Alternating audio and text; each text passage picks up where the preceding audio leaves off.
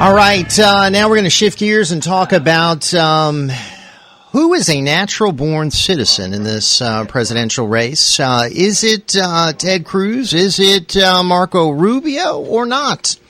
You know, we had Lawrence Joyce on the program. He has actually jumped into this as an Illinois resident filing a lawsuit here. And he has jumped in on the whole issue of Ted Cruz, but also there's questions about Marco Rubio and whether he is actually a natural-born citizen or not. And with us are two people who have done a lot of research into this issue and are very informed about it. And they're willing to delve into it and also take some calls. I'm very pleased to be joined by retired Commander Charles Kerchner, and also attorney Mario Apuzzo. And I'd like to welcome both of the gentlemen to the Ringside program. And gentlemen, how are you? Good morning. Good morning. This is Commander Kerchner. Hi, Commander. Good morning, Jeff. This is Mario Apuzzo. Pleasure to be with you and to your audience. Well, welcome to both of you gentlemen. Thanks so much for being with us here on the program. Attorney Apuzzo, let's start with you. What have you learned from your research into the whole question about natural-born citizen? What does that mean exactly? Okay. First of all, I've been researching and writing on this issue for about 8 years, so this is not something new. And all my research shows that both Ted Cruz and Marco Rubio are not natural-born citizens. They are not natural-born citizens. Okay, and tell us why, because we know Ted Cruz was born to an American mother, and Marco Rubio was born here in the U.S., correct? Yes. Well, with Ted Cruz, he's born in a foreign country to an alien father. His mother was a U.S. citizen. It was not until 1934 that somebody born under the circumstances of the Ted Cruz could even be a citizen under a naturalization act. If it's not for the act, for his is 1952, what applies to him. If it were not for that act, he would not even be a citizen. Again, if he was born during the founding, during the framing, all the way down to 1934, he wouldn't even be a citizen. It's like Winston Churchill, who was born in the late 1800s in England to a U.S. citizen mother, to an alien father. He was not even a citizen. And they even asked him, would you like to run for president? He goes, you got to change the Constitution. So, I mean, there's a lot of information on this, but I'm just giving you the quick thing here. And again, you cannot be naturalized and be a natural-born citizen. Commander? I was going to say, in order to decide if Rubio or Cruz are natural-born, we need a definition of natural-born. And a definition of a natural-born citizen is a person born in the country of parents who are both citizens of that country, and that comes from natural law. And what it does is instills sole allegiance and unity of citizenship at birth. In other words, a person who's a natural-born citizen is universally accepted as a citizen of only one country. And that's exactly what an allegiance to only one country, and that's why the founders and framers understood that term to mean, and that's why they used it for the sole, most powerful political office in the United States, the president and commander-in-chief of our armies. They didn't want the commander-in-chief of the armies to devolve to anyone but a person who had sole allegiance to the United States at birth, a natural-born citizen, which comes from natural law. Maybe Mario can expand on that further, but neither of these two candidates were born with sole allegiance and unity of citizenship to only the United States. Mm-hmm.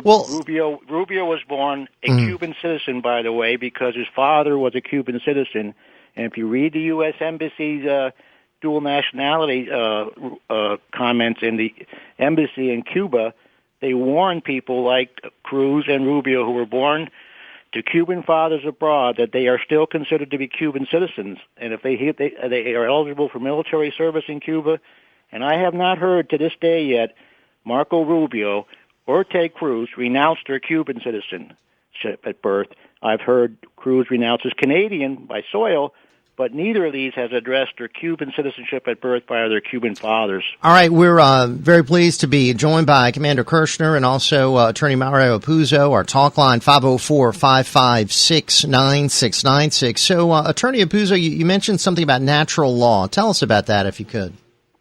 It's very simple to keep in mind. To be a natural-born citizen, you have to be a citizen by birth alone. That's it. You don't need a law to make you a citizen. Okay, now what laws are we talking about? We're talking about naturalization acts. We're talking about constitutional amendments and also treaties. Okay, you don't need any kind of law. It's by birth alone.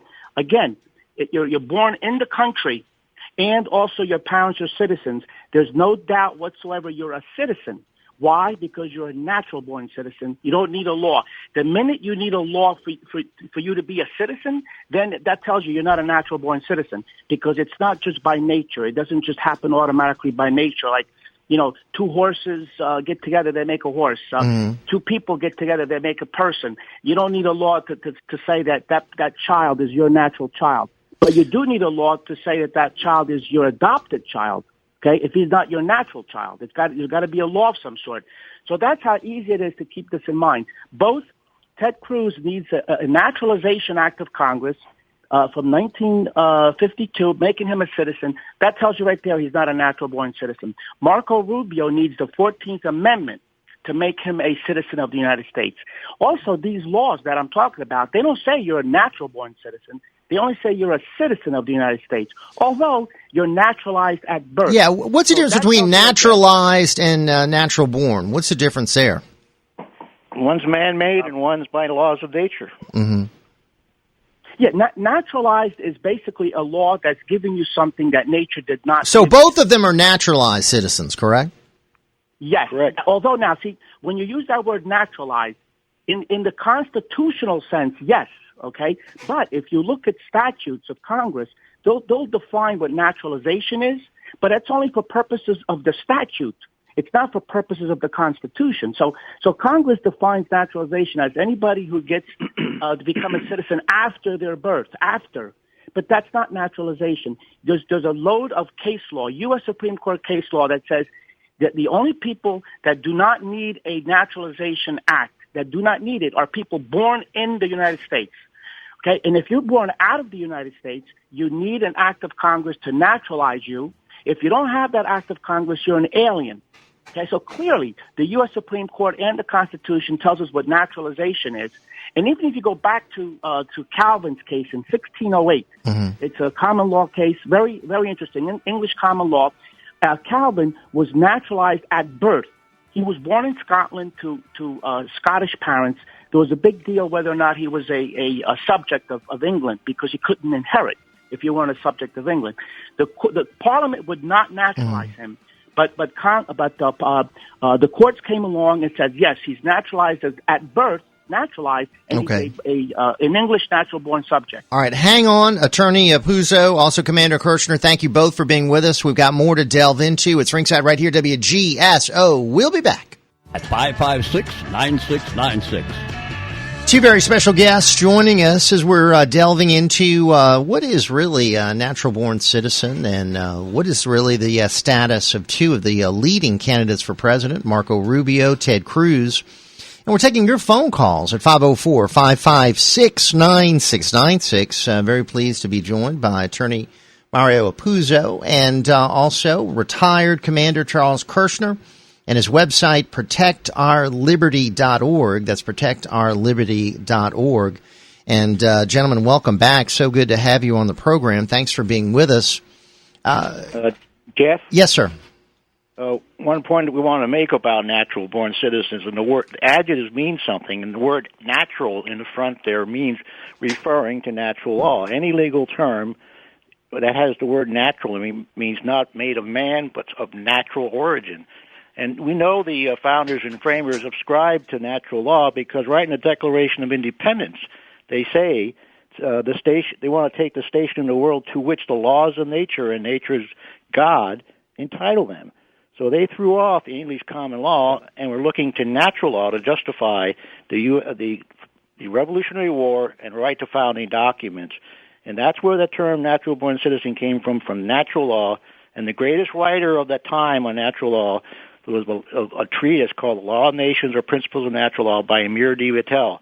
And we know all the founders and framers like Franklin, Jefferson, and George Washington were using and reading that book at the time, that legal treatise. And George Washington is the one who put that into the natural-born citizen into the Constitution because he was a commander-in-chief of the military, and he wanted to make sure a future commander-in-chief of the military was only a natural-born citizen, sole allegiance to this country. And John Jay, the Supreme Court Justice, the first one, is the one who suggested it to George Washington to protect for national security for the future commanders-in-chief, they only have sole allegiance to this country. That's why they picked it, and that's who put it in there. And we cannot allow it to be abrogated and diluted. So I hear what you're saying, Commander. Then Attorney Mario Apuzzo, why is there so much confusion about this? Why do some supporters of Rubio and Cruz say there's no doubt they're eligible to be president of the United States, that they are natural-born citizens? So why don't we have clear-cut understanding of this? Yeah, the confusion is in the fact that they say that they were a citizen at birth. Okay, now Cruz, by a naturalization act. Okay, if it wasn't for that act, he'd be an alien. But yet he says, "Oh, I'm a citizen at birth." Marco Rubio says, "Oh, I'm a citizen at birth. I was born in America. I'm a citizen at birth under the 14th Amendment."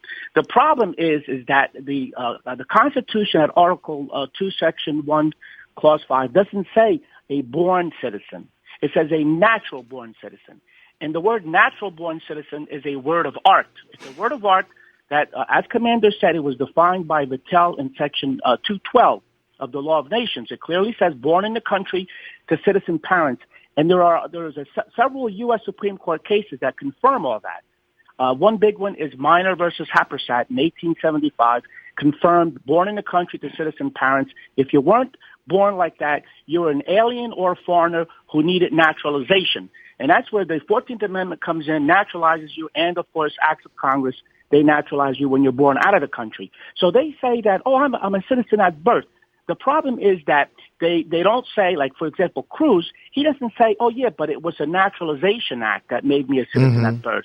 So he's not a natural-born citizen. And with the 14th Amendment, that was needed because children were being born in America to alien parents. And, the standard was in the Civil Rights Act of 1866, you couldn't be born subject to any foreign power, okay, which was a higher standard. Then they said subject to the jurisdiction of the United States. Right. And Juan Kimark in 1898 said, oh, well, you just have to be domiciled, your parents domiciled in residence here.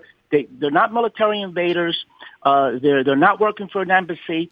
You're born subject to the laws, so therefore you're a citizen of the United States, not a natural-born citizen. So basically, the amendment made you a citizen, just like Naturalization Act, made you a citizen. Gentlemen, why have I keep hearing that? Oh, well, this hasn't really been decided by the Supreme Court. They need to decide what the definition of natural-born citizen is. Is that correct? What I'm hearing? No, it's not correct. It was decided by the Supreme Court, and Mario can expound on that, but I just wanted to throw out a little basic logic here. Trees are plants, but not all plants are trees. A natural-born citizen is a citizen at birth, but not all citizens at birth are natural-born citizens. The people got to understand that basic logic because these two politicians are conflating terms. They're trying to make a citizen at birth identically equal to the term natural-born citizen. Adjectives mean something. A natural-born citizen at birth is a subset of all citizens at birth. Do you understand that, Jen? Yes. And Mario can tell us where the Supreme Court actually defines a natural-born citizen. All right, Mario. Yeah, we start back to 1814. Chief Justice Marshall. Now, he's a very influential founder, very influential. He cites Vattel when he defined the natural-born citizens. That's called the Venus. Okay, he cites. How does he define them? Exactly as Vattel said, correct? Yes. He says, born in the country to your citizen parents, you're a native, and in that case, he used the old translation. It was a indigenous, native or indigenous. Right. Now, native means the same thing as natural born. Okay, that's now in 1830, Supreme Court English. They said that if you were born in New York and your parents were aliens, you're an alien. Now, the dissent used the Old English common law. But the majority opinion said, no, you're an alien. Now, the infamous Dred Scott case, okay? Now, right away, when you say Dred Scott, the opposition says, oh, how dare you cite that case? Okay, forgetting about what it said that free blacks were not citizens, because they went through this whole historical analysis about that. But the other parts of the case that talk about what American citizenship is good law, it's never been changed. They define what a natural-born citizen is. Again, citing Vattel, Justice Daniel cites Vattel, says what it is: citizen, born in the country to citizen parents. Now, here's the tremendous. And that was pre-Civil War, and then after the Civil War, they do it again, don't they, Mayor? They explain what a natural-born citizen is. Well, 1873, the slaughterhouse cases says if you're born in America to alien parents, you're not even a citizen. Not even a citizen. Now, can you imagine? These, they want to tell us that they're natural-born citizens when the U.S. Supreme Court said they weren't even citizens. Now, if you move forward to 1875, Minor versus Happersett, okay? This is the big one. This is the big one. Yeah, this is the big one. Minor versus Happersett, born in the country to citizen parents. If that's not the case, you're alien or a foreigner, you need naturalization. Now, Juan Kim Mark creates a lot of confusion because they said, that's 1898, right, Mary? Yeah, 1898. They said, look, if you're born in America, even if your parents are aliens, if they're domiciled and residing here, they're not military, they're not foreign diplomats, you're a citizen of the United States. So the problem there were no adjectives in front of that. Not natural born. Okay. We're just a citizen. All right. No.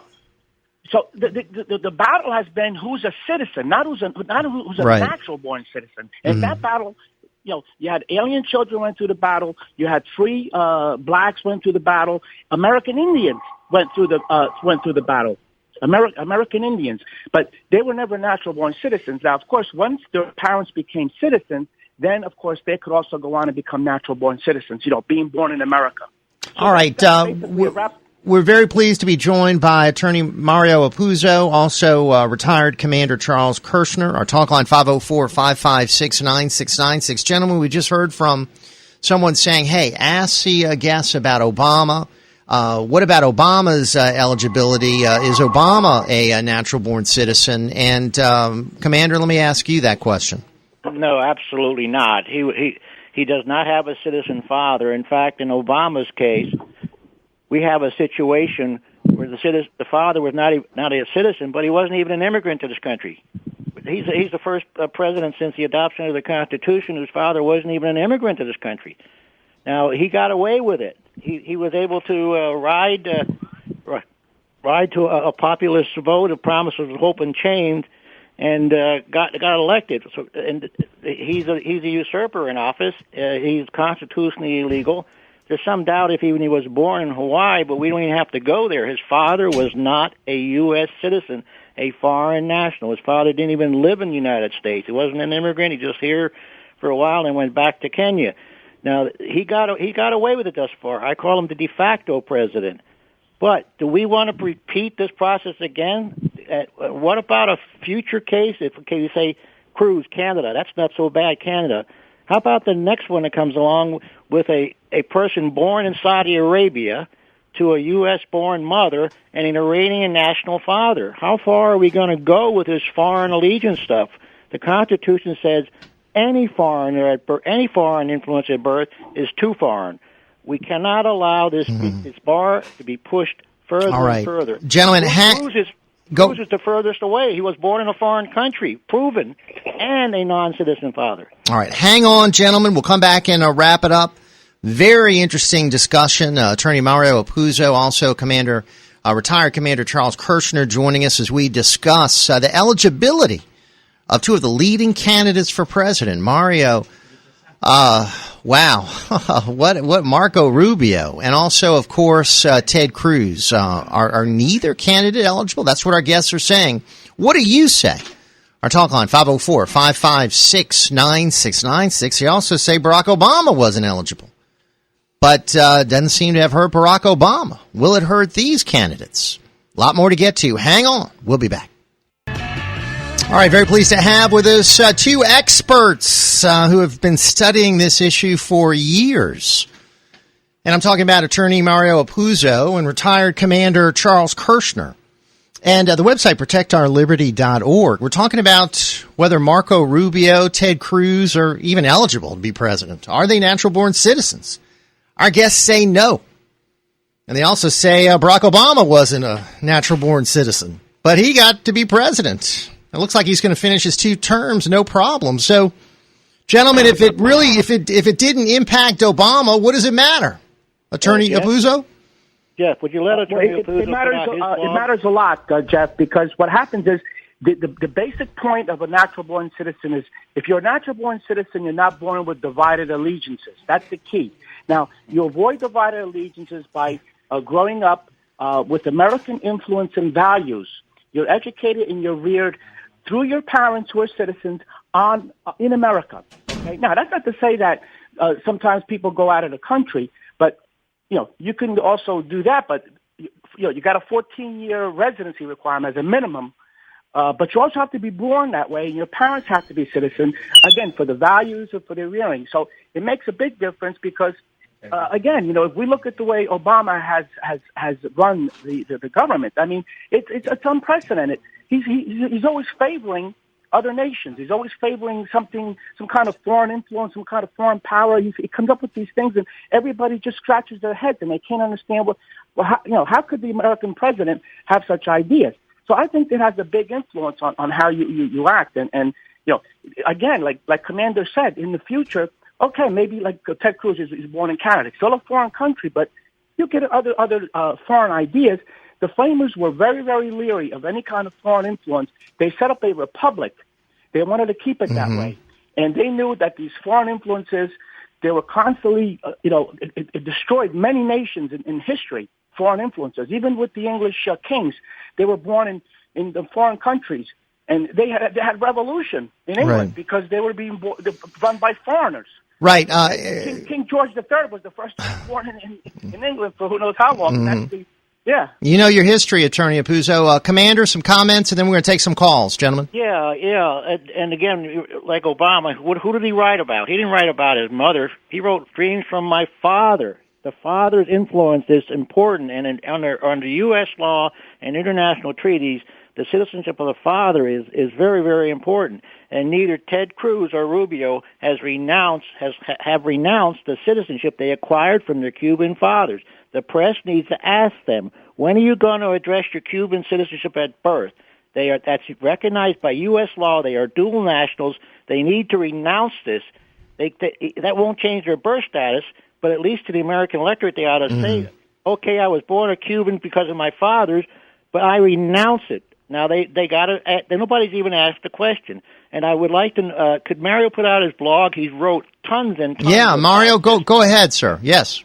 Yeah, my blog is Apuzzo1.blogspot.com. That's Apuzzo, P-U-Z-O, the number 1.blogspot.com. Okay. Gentlemen, let's do this. Let's get some calls in, okay? We want to hear from our listeners at 504-556-9696. Sponsored by Reclaim Diva, 300-year-old lumber, custom milled into antique pine flooring. That's reclaimdiva.com. Let's go to our buddy Tony in Metairie. Hey, welcome aboard, Tony. Hey, good morning to you guys. Good morning. Hey, Jeff, this is really strikingly amazing that you have, it sounds like two super intelligent gentlemen here who can discuss this so well and explain all the sides of it and everything. And you would think that if these two guys could do it, that everybody in Washington, D.C., the Supreme Court, and every legislature across the United States should comprehend and understand this. But yet, I want to take, after we hear what they've said, and hearing you and Chad this morning talk about who said this, and this one said that, and this group, and the Fox News, and all of that stuff, you take all of that. You know what? There's an underlying, when I hear all of you all talk about this is an underlying thing that pops up in my head, which says, friends don't let friends let presidents be con artists. And this whole thing, everything we're listening to what we're trying to figure out what the truth is out of all of this, and yet we have all these documents, all these papers, all of these things in front of us, and yet we've been conned for the last 50 years by Democrats and Republicans everywhere, down to the local but on this issue, do you think these two are eligible, or do you agree with the gentleman? I agree with these gentlemen here. We need to look at these words and this stuff. Why is it that we're having so much trouble unscrambling what has been written? All right. Well, that's a good question. Attorney Apuzzo, why is it so difficult? Well, you got at least two reasons. One, you got to go back and try to piece it all together. It takes a tremendous amount of research and study to actually come up with the information. Now, of course, once it's all written, once it's all published and you read it, it's common sense. It's all together and putting it together in a simple way so you can understand it and read it, and you'll find these sources that go back. So that's one thing. The other thing is that the confusion that goes on, because the media, they will not report the issue properly. For example, with Obama, they talked about his birth certificate. That's all they ever talked about. Never once did they say, oh, there's also a question that because his father was not a U.S. citizen, whether that makes him a natural-born citizen. That would make people start thinking, right? And then Congress never mentioned it. Your politicians don't mention it. So the people don't realize that it's even an issue. Mm-hmm. If you don't know that it's an issue, you get conned. And that's exactly what happened. We don't get taught civics in school anymore. The progressives want to bury all the real facts about the founding of our nation. They want to move it forward. They want this country to be a pure democracy, not a constitutional republic. They want the Constitution to go away, particularly in Article 2. They don't want to run 85% of the Americans are natural born, but they want to run these what they call politically attractive, sexier candidates that identify closer to more recent immigrants. They think that's going to win them the election. So they pick these people that have recent affiliations to the United States. They may have been just born here to foreign national parents, or they were born in Canada and had an American mother. Mm-hmm. They think this makes them more politically attractive. This is a progressive agenda to get rid of Article 2. They have tried 8 times in the last 20 years to move it, to amend the Constitution, and have failed. So they chose in 2008 to ignore it, and the press allowed them to do it. All right, let's get back to the phone calls. Gentlemen, 504-556-9696. Commander Kerchner and Attorney Apuzzo with us. Let's go to Brian in Metairie. Hey, Brian, good morning. Good morning, gentlemen. I know y'all talking about Mr. Cruz. I have a question. Sunday on one of the talk shows, not local talk shows, but local stations, Mr. Wallace asked Ted Cruz a question. And I don't remember exactly. I'm having memory problems pretty bad. But it was an important question. It was about Mr. Cruz lying and something that he knowingly falsely said was not true. And not only did Mr. Cruz not answer Mr. Wallace's question, but he shut down completely, refused to say anything else, and gave one of the most belligerent stares I have ever seen in my entire life. And when Mr. Wallace thanked him for being on his program, he even refused to acknowledge that he was welcome to have that I think it might have been Meet the Press or so one or the other, Face the Nation to Meet the Press.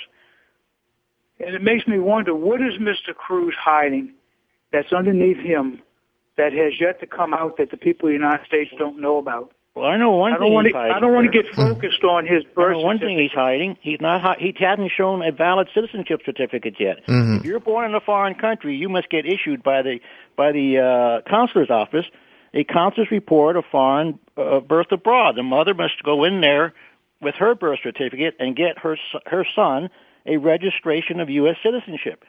Ted Cruz refuses to produce that. I don't think he ever got one. There's a possibility he could be an illegal citizen of the United States.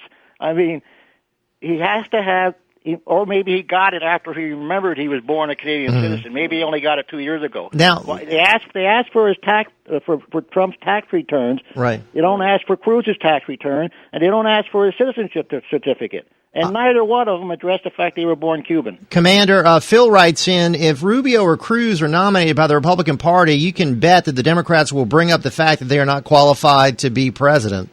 Absolutely. All right. Yes. Can I say, this is very, very important to keep in mind. We're talking about an objective test, objective versus subjective. When a natural-born citizen, it's a bright line, objective test. We don't have to get into all the weeds about does he believe this and does he believe that, and Canada's a nice place, it's only across the bridge, that sort of thing. It's an objective test. Either you got to be born in America. Your two parents have to be citizens when you're born. That's it. Okay. Now, once the people, they can be naturalized citizens when you're born, right, Mara? They can be naturalized citizens as long as they're citizens. They have to be citizens. Okay, right. Just like Trump. Trump is a natural-born citizen. His mother was born in Scotland, but she became a citizen before he was born. So he was born in the United States to two citizen parents. Trump is a natural-born. All right, citizen. let's squeeze in, gentlemen, if we can. One more quick call or two. We've got limited time. Richie is with us in Metairie. Welcome aboard, Richie. Good morning, gentlemen. A quick question. This may resolve some of the problems. Say someone is born in the States, in the continental United States, to two citizens. Is their domicile in the Republic of the state or in the federal franchise, which is the United States? That's in the weeds. Okay. I mean, we're talking about birth in the country of U.S. citizen parents. That's it, basically. Born in the country, on the soil or territory of the United States of two citizens who are either naturalized or born citizens or natural-born citizens themselves. Simple as that. Basic logic, common sense. Trees are plants, but not all plants are trees. Natural-born citizens are citizens at birth, but not all citizens at birth are natural-born citizens. All right, Attorney Apuzzo. Domicile only makes you the thing with domicile makes you a state citizen. That's it, okay? If you're born anywhere in the territory, in its jurisdiction, you're a citizen of the United States. It's a national character, a national. Then the question is, what citizen are you of what state? That goes by domicile. So when you're born into a domicile, so you're the citizen of that state. Later on, you could move to another state, so you change your domicile. Then you're the citizen of that state. Very important, because every citizen, depending on where you are, that goes, your divorce laws, your inheritance laws, your taxes. But a natural-born citizen, no matter where you go, you're going to be a natural-born citizen. All right. Fascinating discussion. We'll do it again. Thanks to both Mario Apuzzo, Commander Kerchner. Thanks to all the callers. Thanks to all the guests today. We'll be back tomorrow to do it again. Up next, Eric Asher with Inside New Orleans right here on WGSO. Have a great day, everyone. We'll see you tomorrow.